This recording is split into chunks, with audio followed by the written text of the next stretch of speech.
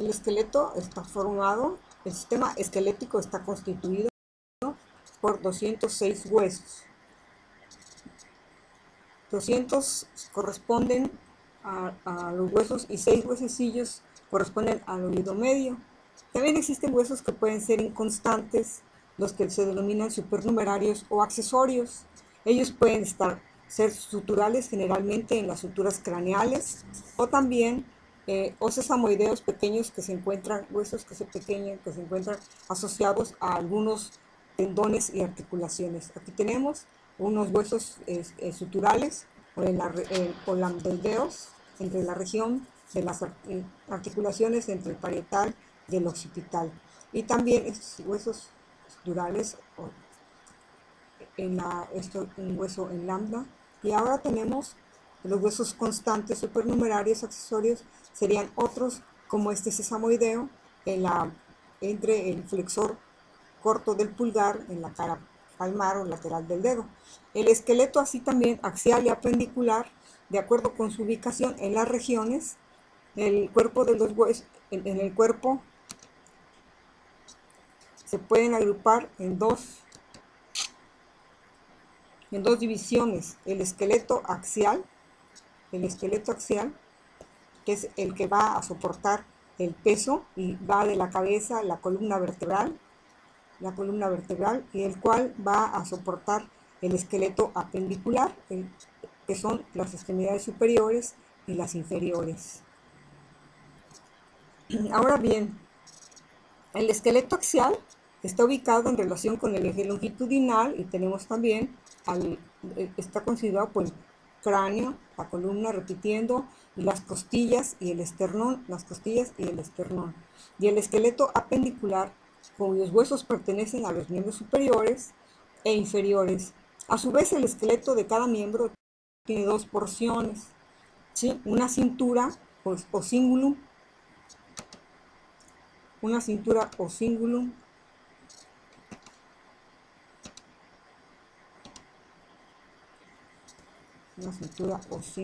que en la extremidad superior lo conforma la clavícula con el omóplato, y en la extremidad inferior sería el hueso ilíaco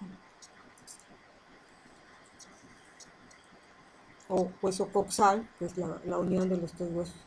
La configuración interna del hueso. La configuración interna del hueso va a partir de la estructura interna del hueso del adulto. Se reconocen dos porciones: una porción con aspecto diferente, el hueso compacto, que es el hueso compacto, y el hueso esponjoso o trabecular. El hueso compacto forma una capa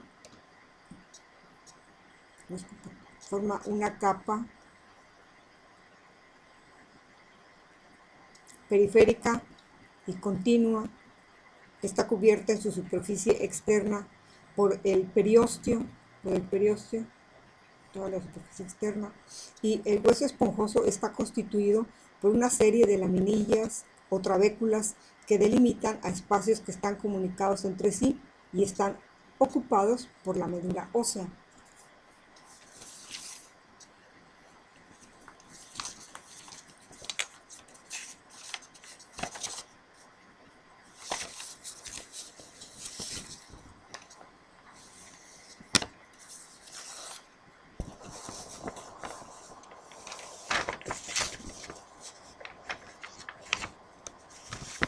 Las trabéculas del hueso esponjoso se disponen y orientan a lo largo de líneas de tensión que soportan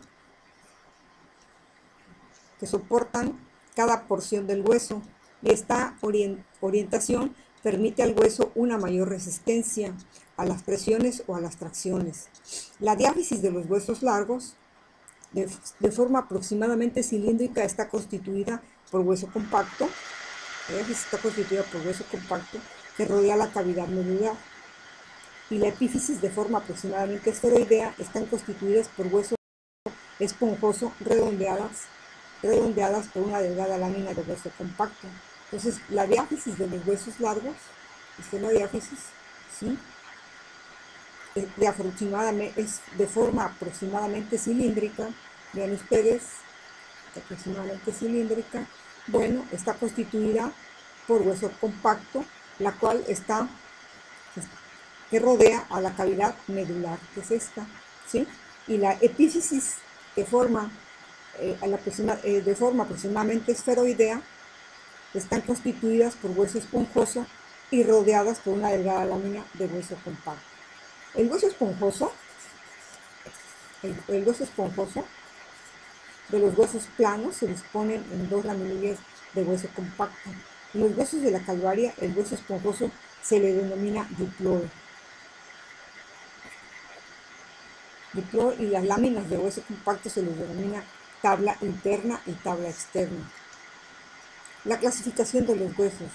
Los huesos se pueden diferenciar y clasificar de acuerdo con la forma y general que presentan.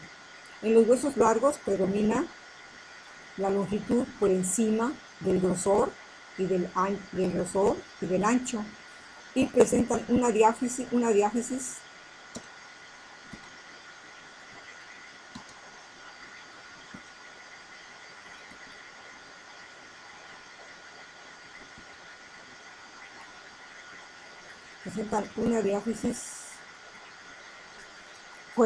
cuerpo y dos epífisis extremos. La zona de la unión de la diáfisis con la epífisis,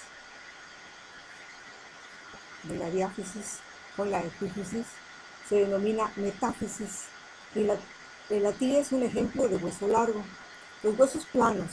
En los huesos planos, el grosor es reducido y predominan el largo y el ancho. Constituyen paredes de las cavidades corporales y presentan superficies de inserción muscular amplias, como aquí tenemos en la cara anterior de la escápula, donde se insertan el subescapular, amplias también, y entonces presentan también, como por ejemplo el occipital y este hueso, el omóplata. Los huesos cortos, tenemos un hueso corto, como una vértebra, presentan dimensiones semejantes en sus tres ejes, en la longitud, en lo ancho y en el grosor. Los huesos irregulares tienen formas y proporciones variadas, por ejemplo el esfenoides. Y los huesos neumáticos, presentan cavidades rellenas de aire, como las cavidades neumáticas denominadas celdas o senos, de acuerdo con su tamaño, por ejemplo el esfenoides. Los huesos sesamoideos son huesos pequeños anexos a un tendón o un ligamento, y su nombre se debe a su parecido con la forma de una semilla de sésamo. De acuerdo a la clasificación funcional,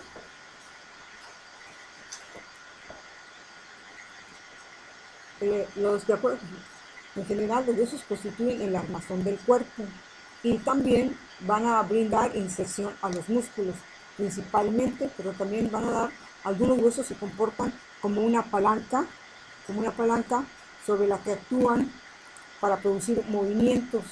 Los huesos pueden soportar la carga del peso corporal cuando se ubican en los lugares más por donde pasan las líneas de fuerza del apoyo del cuerpo, pero también pueden servir de protección de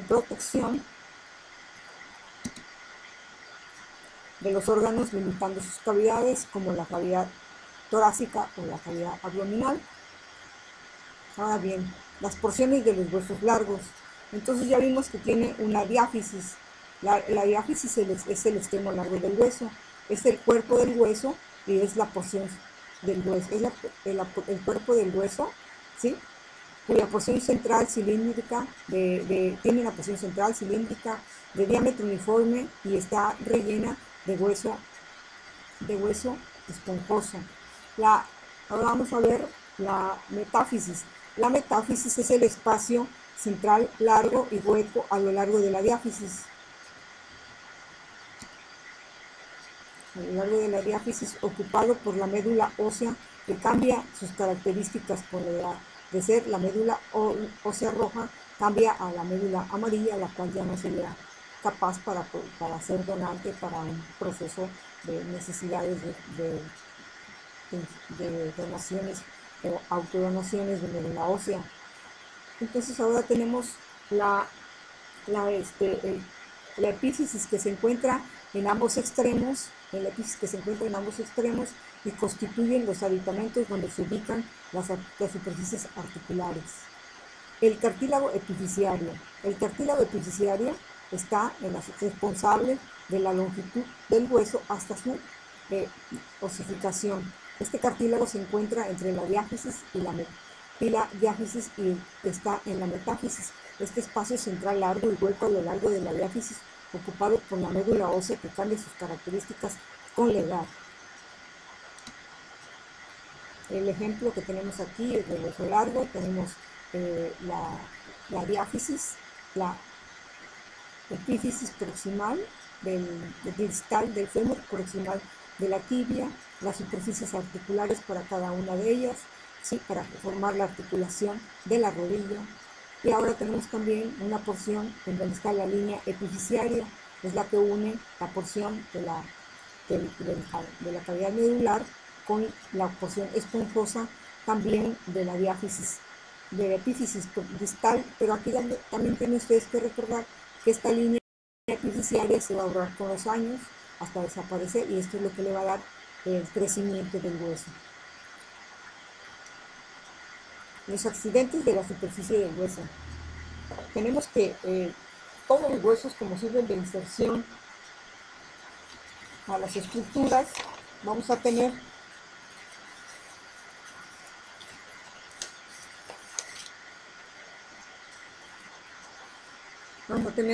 que presentan sitios de inserción y entonces se van a llamar cóndilo.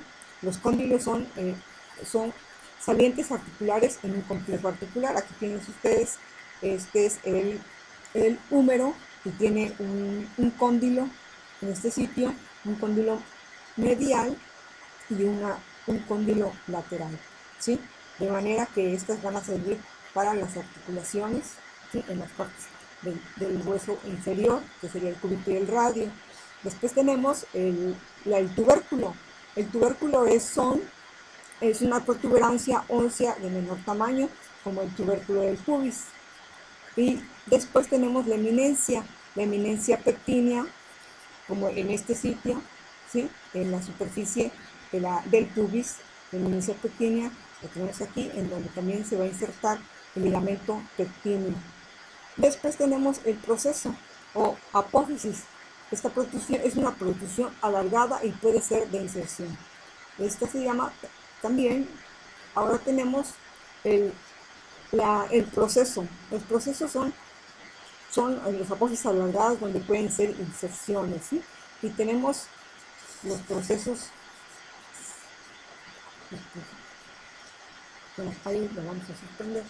El epicóndilo, la apófisis, la protrusión desarrollada en una epífisis con un centro de osificación propio. La apófisis, protrusión desarrollada en una epífisis con un centro de osificación propio.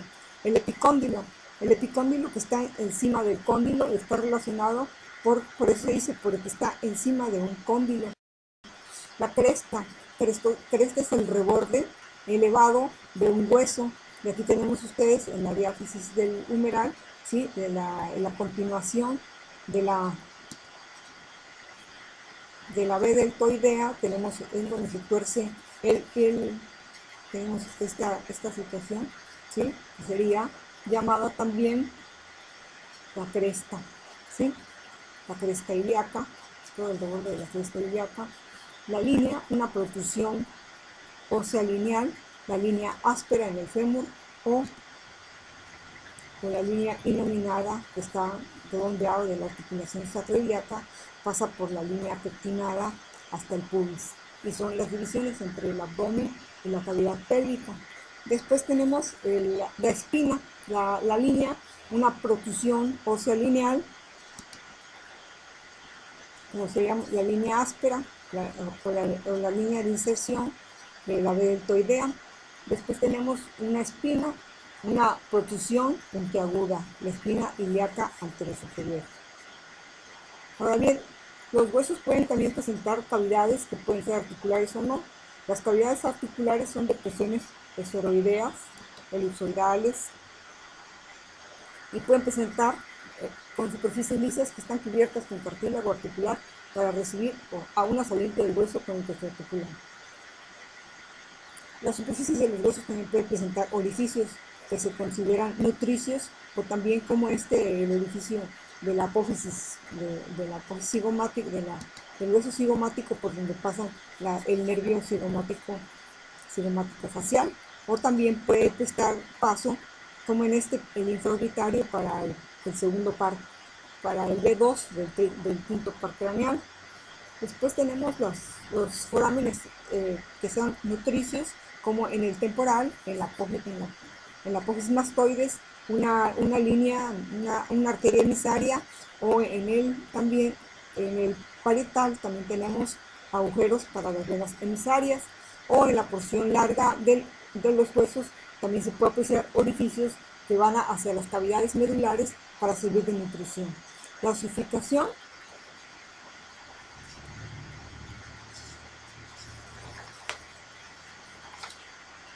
La osificación puede ser membranosa, ¿sí? Y es la que se forma a partir de un molde de tejido conectivo mesenquimatosos, y está siendo originada por células osteogénicas, que son los osteoblastos y los osteocitos, y estos producen la matriz preósea. Cuando se deposita el calcio, se forma la matriz ósea. Ejemplo de esto serían los huesos planos de la cavidad craneal. Los huesos planos son los de la calota, y de la mandíbula y la clavícula. La osificación condral.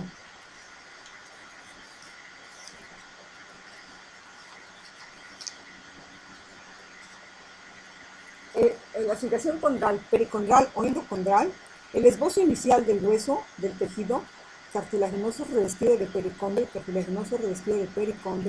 el cartílago entonces se va sustituyendo poco a poco por hueso en la forma más común de osificación, es decir, que penetración de vasos en el periósteo al interior, penetración de vasos al interior, ¿sí?, del hueso, y junto con ellos llegan células osteogénicas pluripotenciales que van sustituyendo el cartílago de centro a periferia. También penetran por la sangre, células pluripotenciales que formarán la médula ósea. El pericondral es la característica de la diáfisis. Y el pericondrio se transforma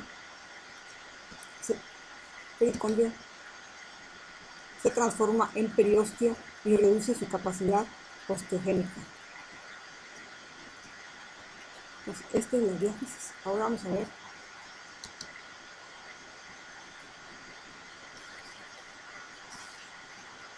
los centros de osificación. Los centros de osificación son los lugares donde se inicia el proceso de osificación en los huesos de origen cartilaginoso. Este proceso es progresivo a partir del tercer mes de la vida embrionaria. Los centros de osificación primarios son los que aparecen primero como los centros diafisiarios en los huesos largos. Los centros de osificación secundarios son epifisiarios y apofisiarios y se originan después del nacimiento, excepto en la epífisis distal del fémur y la proximal de la tibia, donde se originan un poco antes. Los 8 huesos del carpo, que son estos, que ven a la izquierda, ¿sí?, son lugares donde se inicia la osificación de los huesos de origen cartilaginosos a partir del tercer mes de la vida embrionaria. Y estos van a terminar hasta el hueso del adulto. Empieza por el hueso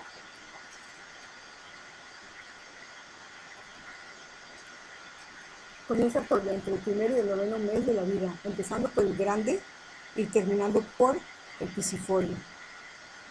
Empezando por el hueso grande y terminando por el pisiforme. Entonces aquí tienen el escafoides, el semilunar, el piramidal, y el pisiforme es el trapezoide, el hueso grácil, el hueso ganchudo. Entonces comienza con el grande, después va a terminar hasta el pisiforme. Los centros de osificación secundarios son epifisiarios y apofisiarios, y se originan después del nacimiento, excepto en la epífisis distal del fémur y proximal de la tibia, que se originan antes. Y los de la osificación primaria son centros diafisiarios de los huesos largos. Y aquí tenemos los huesos del carpo, que de unos ejemplos, se clasifican del primero al noveno año de la vida. Entonces, en medicina forense, pues se puede llegar a saber la edad de un paciente que sea menor, ¿sí?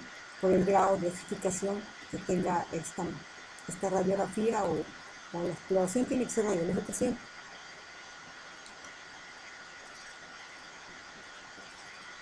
Los procesos de ossificación. La osteoma constituye la unidad funcional del hueso compacto. De acuerdo con la forma de ordenamiento de las fibras de colágeno de la matriz ósea, se distinguen el hueso reticular, y de tipo embrionario y del hueso laminar, el hueso adulto. El hueso laminar contiene una organización en capas cilíndricas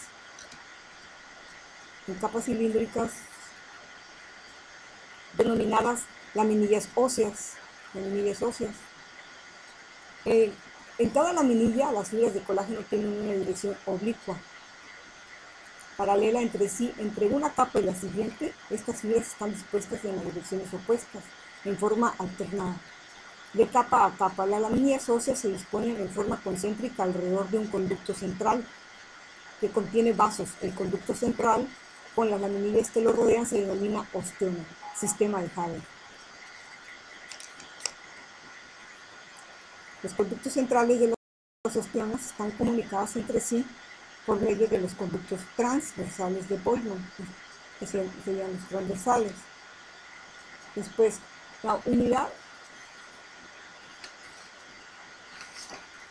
la trabécula ósea es la unidad funcional del tejido óseo compacto, esponjoso, del tejido óseo esponjoso. La organización de este tejido es básicamente laminar.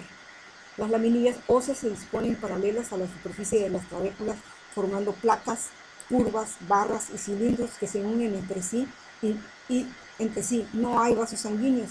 Los osteocitos se nutren por difusión desde la médula ósea a su superficie cubierta por el endostio. La osteoma, como ya dijimos, constituye la tal unidad funcional del tejido compacto.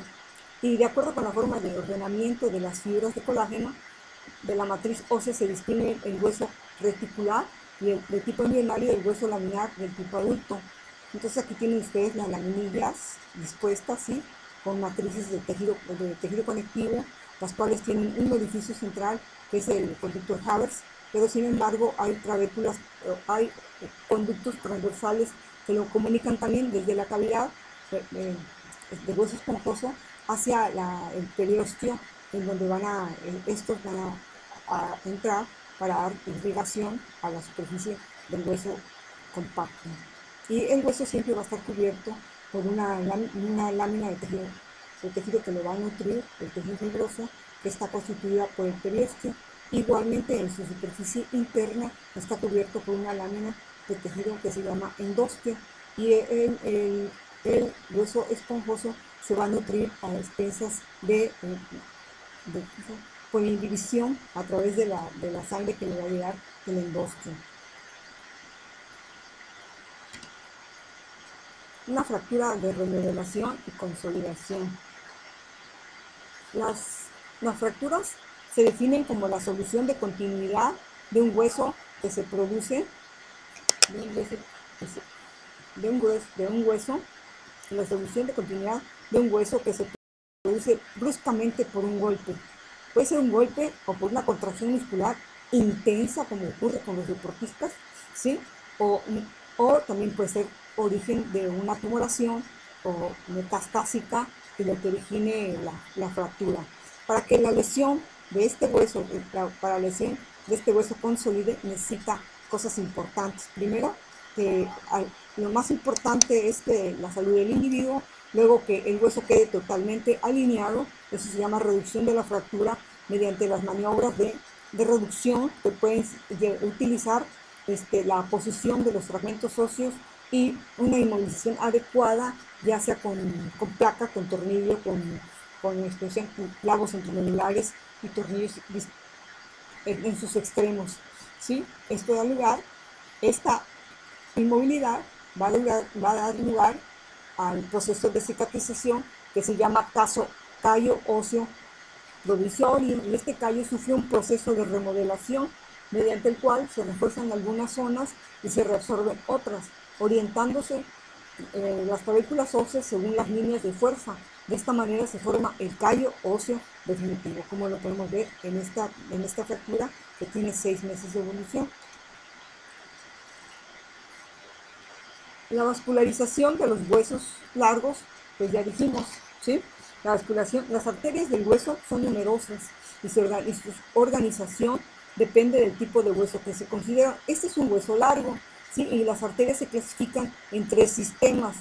Para el sistema vascular deficiario, la arteria principal es la arteria epifisiaria, ¿sí? Y esta arteria, la arteria principal es el hueso.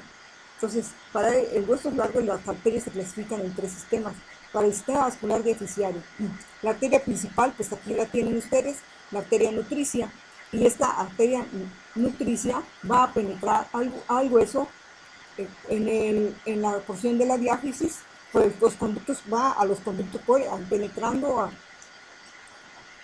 se distribuye, la arteria nutricia entra por el periósteo y va a introducirse hasta el hueso, pasa por el hueso esponjoso compacto para distribuirse en, en los conductos centrales y transversos de la osteona. En la médula ósea, sus ramas recorren la cavidad medular del hueso. El periósteo cubre la diáfisis y se encuentra ricamente vascularizado por arterias de la proximidad muscular, músculos, ligamentos que dan origen a una abundante red vascular arterial. Cuando se separa el periósteo, se produce una abundante hemorragia en la superficie. En el sistema perióstico, los vasos periósticos se introducen por forámenes de menor diámetro hacia los conductos nutricios y entonces se ramifican y capilarizan anastomosándose con las arterias endósticas originadas en el sistema precedente. El sistema epifisiario metafisiario, epífisis, metáfisis. Ese sistema, ¿sí?, se origina en las arterias articulares, las arterias músculo-tendinosas vecinas y algunas arterias propias para la epífisis y la metáfisis. Las arterias de la médula ósea proceden de las arterias nutricia y diaficiaria, y estas arterias se capilarizan para continuarse en los sinusoides que las conectan con las venas centromedular. Los sistemas que irrigan el tejido óseo de los huesos largos y las arterias que irrigan la médula ósea en su interior se anastomosan entre sí. Ahora bien, los huesos planos se irrigan por 2 tipos de arterias: las arterias periósticas, que constituyen una red perióstica de donde nacen ramas que penetran en el hueso por forámenes de diámetro intermedio y pequeño, y las arterias orificiales penetran en el hueso por orificios de mayor tamaño, describiendo un trayecto oblicuo con respecto a la superficie del hueso. En los huesos cortos, esta irrigación va a proceder de 2 fuentes: las periósticas y las arterias orificiales, como ocurre en las vértebras.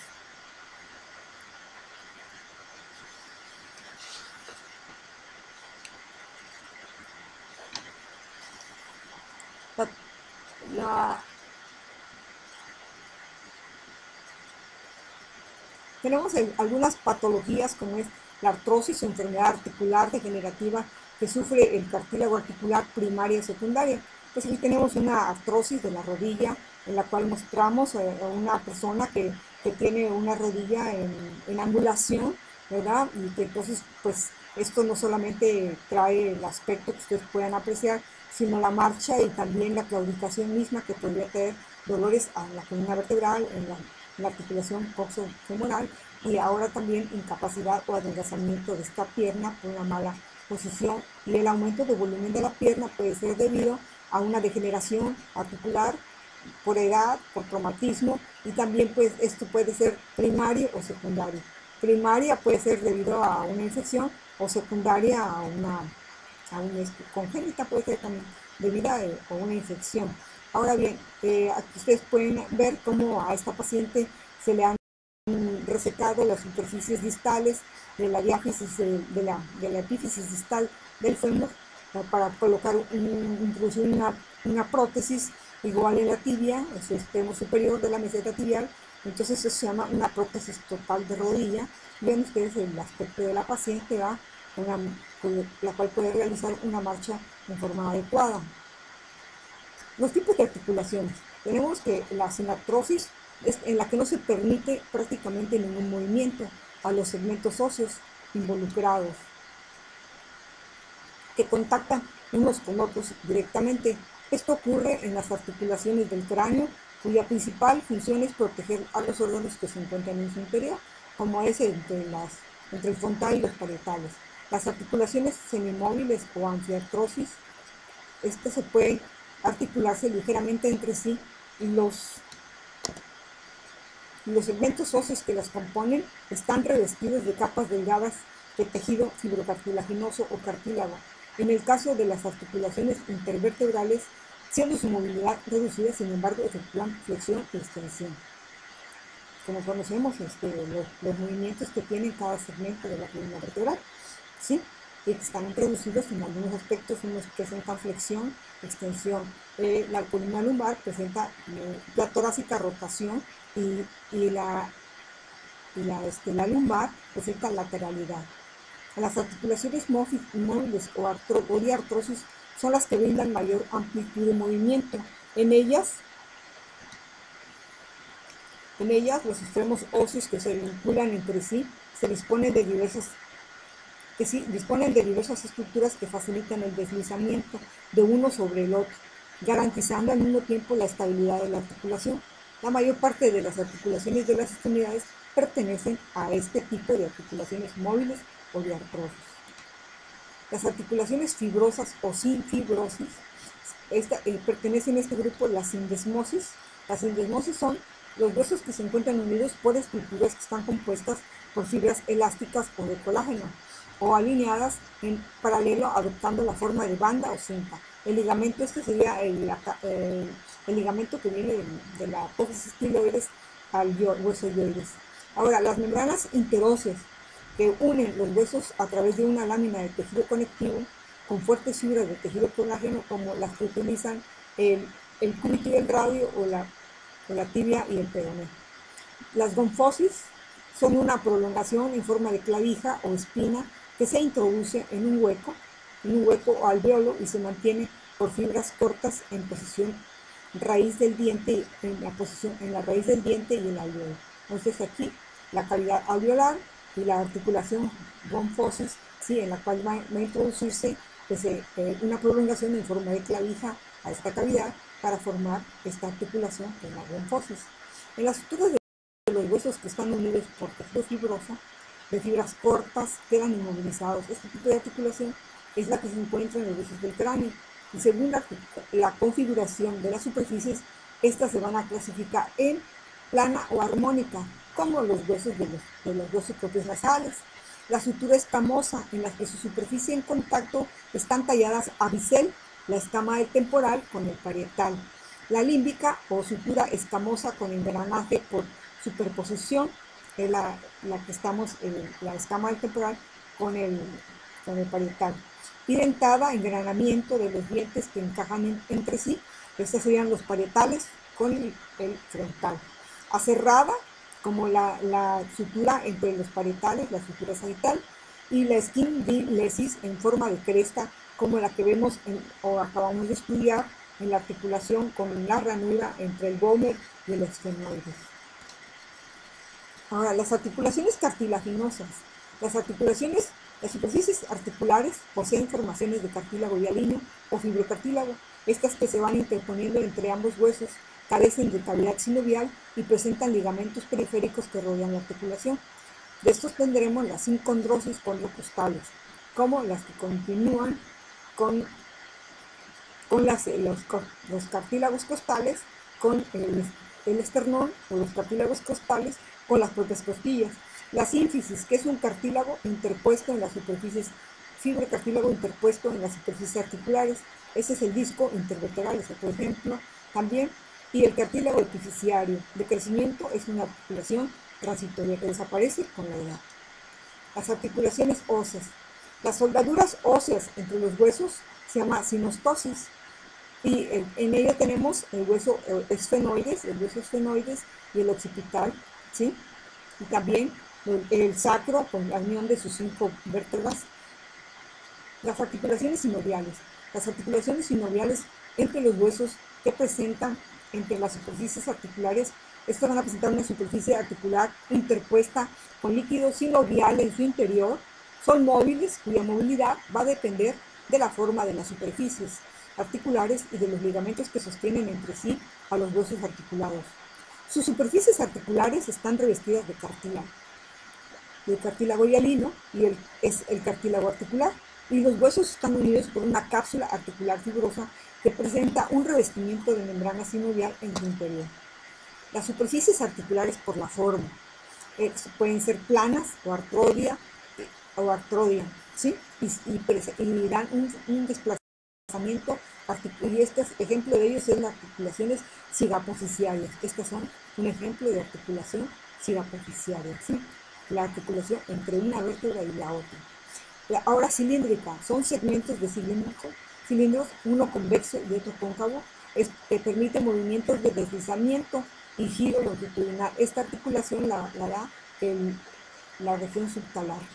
El trocoide es una variedad de articulación cilíndrica, como el ejemplo de la articulación radiocubital. Proximal permite solo un eje, y entonces su movimiento se dice que es uniaxial, extensión.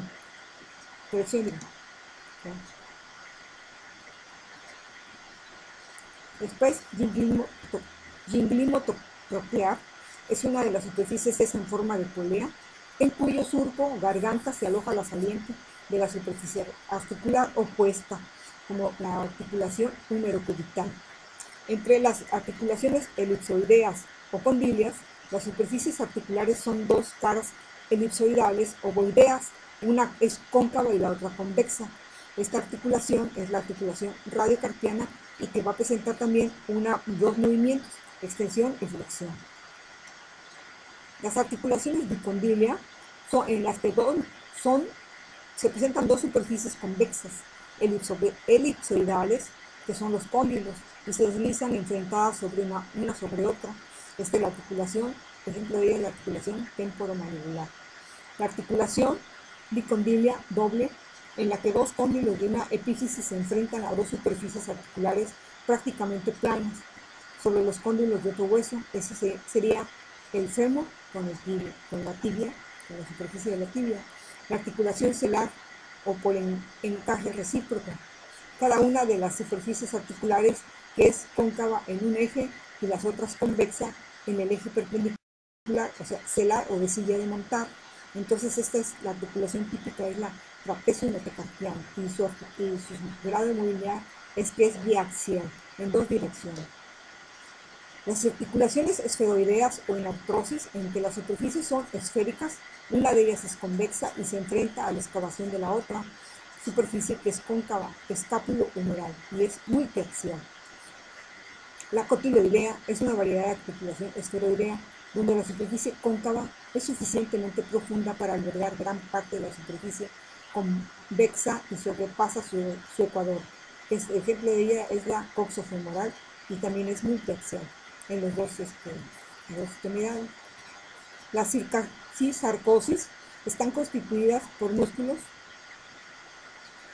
que están interpuestos entre los huesos y que presentan espacios de tejido conectivo laxo que permite su deslizamiento y no corresponden a articulaciones verdaderas. Y de estas tenemos la articulación escápulo-torácica, que prácticamente la escápulo-torácica es una articulación móvil, y que la escápula y el tórax pues están unidos solamente por músculos. Y aquí tenemos ejemplos de la articulación esferoidea, como ya dijimos, en el fémur, una articulación celar, ¿sí? Esta articulación celar la tenemos en la trapecio metacarpiana, y la articulación cilíndrica, como en el glúteo radio, la articulación elipsoidal, en la que son dos movimientos, también en el carpo, una articulación plana, como la de la síntesis del pubis, o también una articulación que presenta este ejemplo, son las articulaciones de las de las carillas articulares de las vertebrales y la articulación trocoide, entre un cilindro va a girar sobre otro, ¿no? Una superficie. Vean ustedes el ejemplo de estas gimnastas en las cuales podemos ver que está manejando su cuerpo en contra de la gravedad, mantiene su tensión, la extensión de sus brazos, la extensión de sus piernas, con la 160 grados, una en extensión y la otra en extensión, una flexión posterior y flexión anterior, extensión anterior y hiper extensión anterior y posterior, hiperextensión del cuello y de toda la columna vertebral.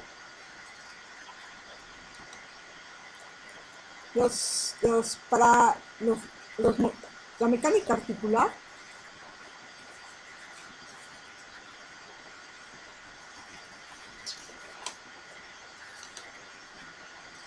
la acción mecánica de los músculos, las diversas piezas del esqueleto son semejantes a palancas y poseen como ellas un punto de apoyo, una potencia,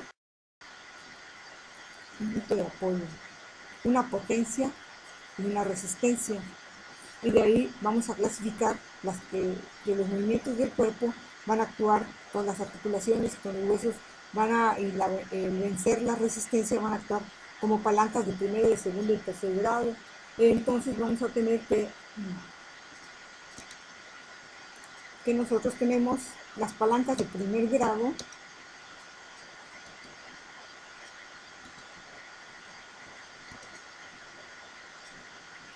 la palanca de primer grado que tiene su punto de apoyo, o que es la letra A, ¿sí? Es aquella en la que el punto de apoyo A está situado, el punto de apoyo está situado entre la potencia y la resistencia. Aquí tenemos como el punto se aplica la potencia, ¿sí? La potencia sería la tracción de los músculos extensores de la columna cervical que están unidos a la región de la protuberancia occipital externa de la línea nucal superior para acortarse y así poder vencer la resistencia que le está prestando para el individuo poder extender la cabeza. En la de segundo grado, entonces tenemos que en la de segundo grado se queda en la que el punto de aplicación de la resistencia se encuentra entre la potencia y el punto de apoyo. Y la palanca de tercer género, es aquella en que se encuentra la potencia entre el punto de apoyo y la resistencia. Este tipo de palanca es el más numeroso en el organismo, en particular en las extremidades superiores e inferiores. Las nociones elementales de mecánica precedentes permiten interpretar la acción de los músculos. Cuando se conocen sus inserciones y sus relaciones articulares, es fácil prever su acción. Por ello se habla de músculos flexores, extensores, rotadores, mediales o laterales, abductores o aductores. Estamos nosotros aquí con la paciente, con la atleta olímpica de Atenas en 2004. Veamos cómo está en hiperextensión los brazos, el tórax, la columna vertebral y las extremidades inferiores están en hiperextensión. Los términos de movimiento.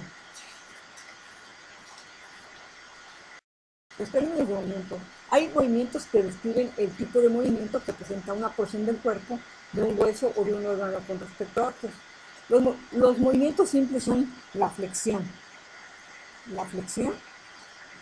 ¿sí? O disminución, la flexión es la disminución del ángulo, flexión, la disminución del ángulo, la flexión es la disminución del ángulo formado entre los huesos o partes del cuerpo. Estos movimientos determinan en general el acortamiento de la distancia entre los extremos alejados de los segmentos articulados. El segmento flexionado se desplaza en un plano sagital,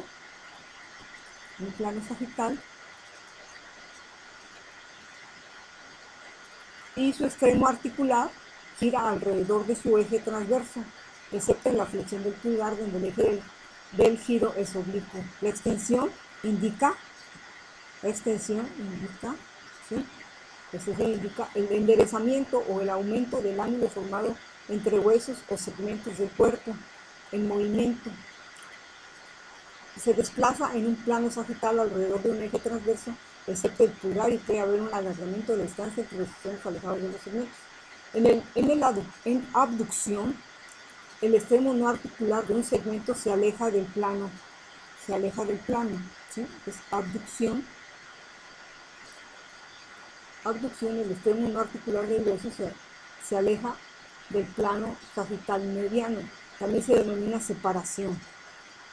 El segmento en movimiento se desplaza en un plano coronal y su extremo articular gira alrededor de un eje sagital, excepto en el ojo, donde la abducción se realiza alrededor del eje vertical. El movimiento de aducción, o sea, de aproximar, este es aducción,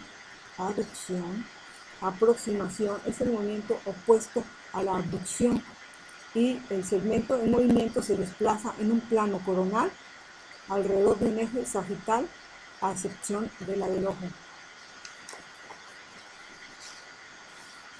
La rotación es el movimiento de desplazamiento.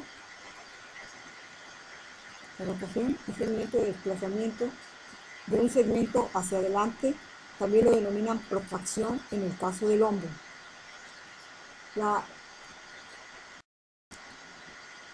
La contranutación es el movimiento del balanceo del sacro, por el cual la base de este hueso se dirige hacia arriba y su vértice hacia abajo. La elevación se trata del movimiento que desplaza un segmento del cuerpo hacia arriba, y el descenso, pues el movimiento que desplaza un segmento del cuerpo hacia abajo. Y ahora vamos a ver la protrusión es el movimiento hacia adelante, como el realizado por la mandíbula, y la retrusión es el movimiento hacia atrás, como el realizado por la mandíbula, y la diducción son los movimientos de lado a cada lado de la mandíbula, que son los que sirven para triturar los alimentos. Las lesiones articulares.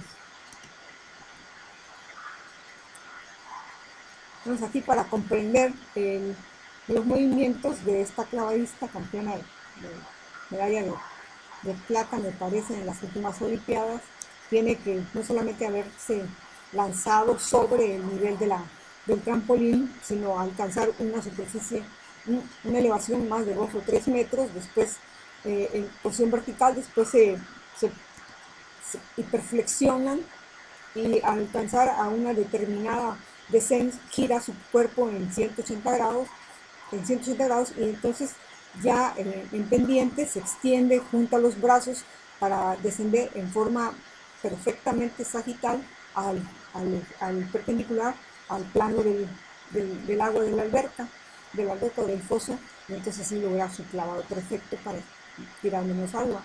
Y vean ustedes la serie de movimientos. Aquí el chico tiene que hacer una hiperextensión, ¿sí? Está haciendo una maniobra de valsalva, aguantando toda la presión abdominal para poder resistir la postura. Está usando con una aducción intensa de los brazos, una extensión de los codos. También las muñecas las tiene en extensión masiva, los dedos en flexión. Vean ustedes la rodilla con el cuerpo, está el miembro pélvico con el torso, está en ángulo de 45 grados, ¿verdad? Antes de hacer la posición del Cristo en este tipo de ejercicio de los aros. Los tenistas pues también tienen lesiones que se llaman tendinitis, ¿verdad? En el codo, sobre todo por la rotación, la aducción y la supinación que tienen que hacer, y entonces se inflaman las superficies laterales del codo, se inflaman y se lastima los músculos también, y los elementos nerviosos superficiales que van surcando esta región para dar inervación a la superficie dorsal del mismo. Aunque este joven Nadal, lo que más está incapacitado es porque se le ha lastimado su rodilla, a la cual esta articulación también tiene mucho juego, sobre todo en correr o parar o deslizarse para hacer los reveses o devolver la pelota al contrario. Igual vemos aquí como la abducción, primero tiene que extender totalmente su brazo, después darle la supinación, ¿sí? Y por último, o sea, flexionar casi con el brazo extendido, entonces es otra manera de que se puede lastimar la muñeca y el codo. Los músculos.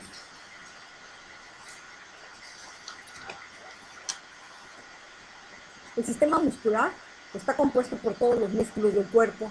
En su mayoría, el tipo de músculo que predomina es el músculo esquelético. Las células musculares o fibras musculares, por su forma alargada y estrecha, cuando se encuentran relajadas, son células especializadas en contracción.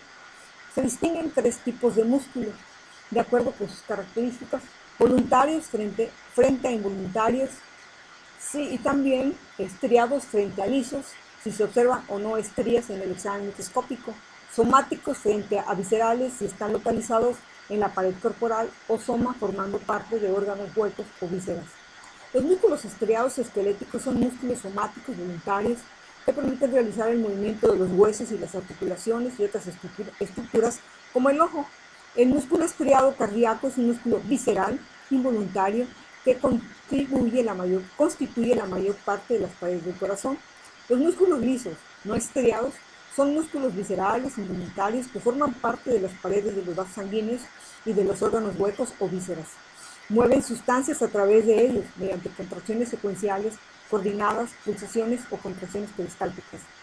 Ahora bien, vamos a ver que los músculos, de acuerdo con su situación, se distinguen en músculos esqueléticos, ¿no? Se pueden distinguir en superficiales y profundos. Los primeros son también llamados músculos cutáneos, cuando se encuentran situados inmediatamente por debajo de la piel, como el músculo platisma y los de la cara.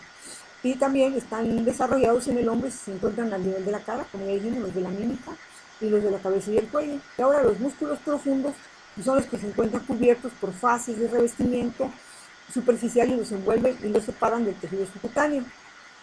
Ahora bien, el conjunto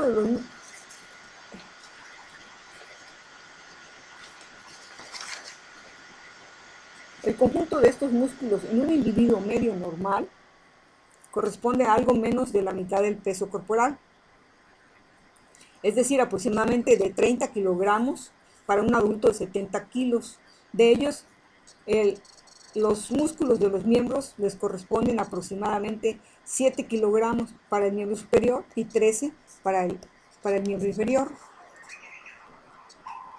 En ciertos atletas, el peso de la masa muscular puede corresponder hasta el 50% del cuerpo del individuo. El músculo vivo es de color, en el individuo vivo es de color rojo, y esta coloración denota la existencia de pigmentos y de una gran cantidad de sangre en las fibras musculares. Muchos de estos músculos son rectilíneos, más o menos paralelos. Entonces aquí estos músculos van a tener por su forma diferentes nombres. Los músculos largos o fusiformes tienen forma de huso con un vientre grueso y redondeado y los extremos adelgazados. Aquí tenemos al músculo, pues tenemos al recto anterior del músculo cuádriceps femoral, ¿sí? Carnoso, adelgazado en sus extremos. Y también tenemos los músculos anchos o planos, como estos músculos anchos o planos, pues también tenemos el trapecio, el cual aquí vemos el dorsal ancho, mejor dicho, el dorsal ancho, ¿sí? El dorsal ancho, el trapecio, los músculos planos del abdomen y músculos cortos, como que se encuentran en las articulaciones donde los movimientos son, son pocos,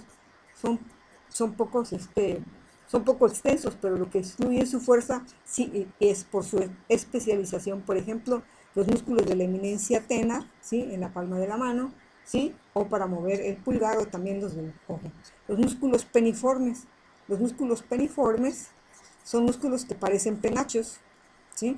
Y entonces estos penachos, la organización de sus fascículos musculares tiene el aspecto de barbas de las plumas de, de los indios, y las fibras musculares se disponen de manera fasciculada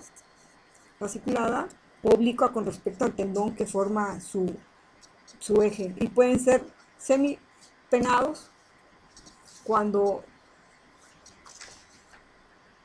cuando los fascículos se ubican en un solo, semipenados cuando son cuando se ubican en un solo tendón. Músculo semitendinoso. El músculo semitendinoso, pues estos músculos peniformes, cuando se disponen en ambos lados, el músculo recto femoral es un músculo también que se considera un músculo eh, multi multipeniformes peniformes cuando se dispone del músculo recto femoral, o multipeniformes cuando hay varios ejes tendinosos como el músculo deltoides. Los músculos anulares, circulares o sinterianos, los músculos circulares, estos músculos como el auricular de los labios, como el músculo ¿cómo se llama? El esfínter externo del ano. ¿Sí? Ahora los músculos son de espesor y fuerza variable, y los músculos convergentes se llaman así porque se originan en un área ancha y convergen para formar un solo tendón. Por ejemplo, el músculo pectoral mayor, aquí no lo vemos, y los músculos cuadrados como el cuadrado femoral y también como el músculo, principalmente el cuadrado femoral o el músculo o cuadrado de los lomos. Existen otros músculos que no pueden ser clasificados dentro de esta misma categoría. Un ejemplo de ellos lo constituye el músculo recto del abdomen, que es a su vez largo y ancho. Los otros músculos son como los digástricos, que son como este músculo que tiene el músculo digástrico que se inserta en la ranura del digástrico, tiene un tendón intermedio, pasa por un haz que está dado por el estilo pioideo y se va a insertar proximalmente en la ranura digástrica por detrás de la sínfisis del mentón. Bueno, y ahora la contracción isométrica o estática